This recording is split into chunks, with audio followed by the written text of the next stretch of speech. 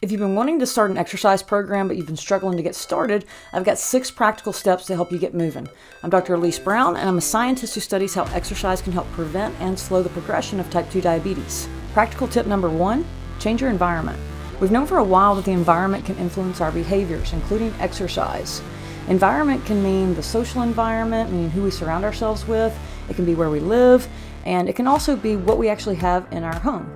If you don't already have a friend or family member who is interested in exercising with you, then consider joining some type of organized group, like a fitness class or a walking group. When we consider where we live, is there a gym within a 10-minute drive from my house? Are there sidewalks and good lighting in my neighborhood to make it safe to be active? Are there bike lanes? Now, it's not practical for most people to move to a different part of town just to stay motivated to be active.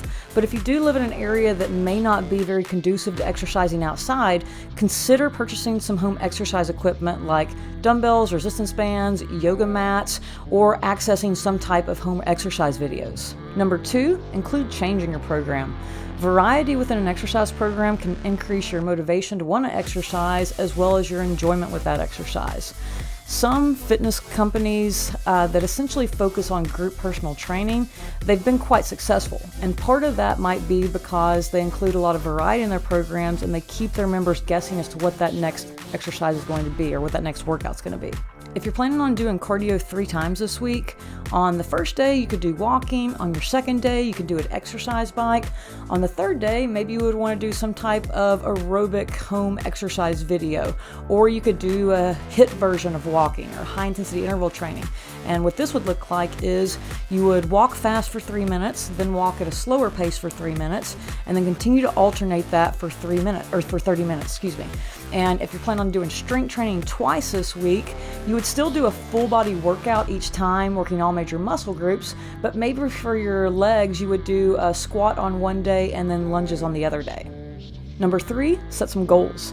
If your goal is to meet the physical activity guidelines for health improvement, which is at least 150 minutes of moderate intensity cardio and at least 2 to 3 days a week of strength training, working all major muscle groups on each training session and working at an intensity that's moderate to high intensity, then you can think about some pros of meeting this goal and then also make a list of cons of not meeting this goal.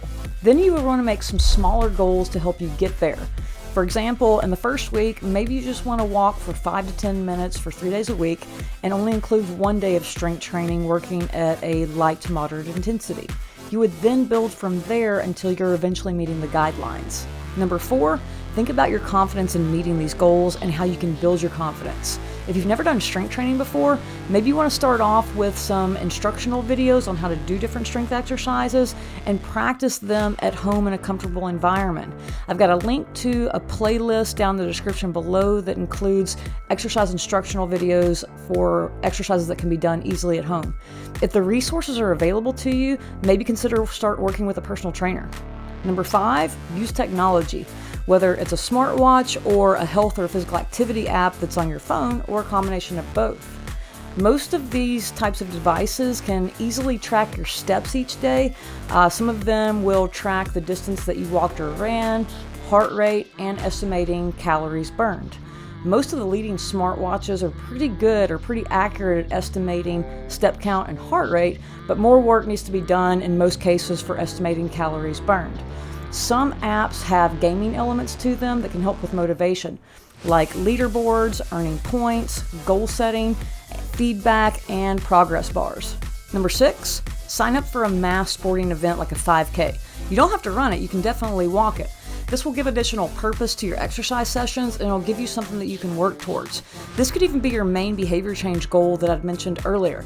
And if you enjoyed it, sign up for another one. Maybe it's another 5K, maybe it's a 10K, maybe it's something completely different like a biking event.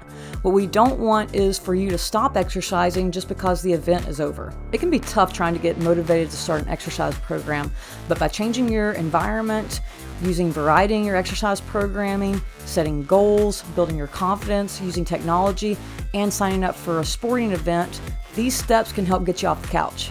Thank you for watching.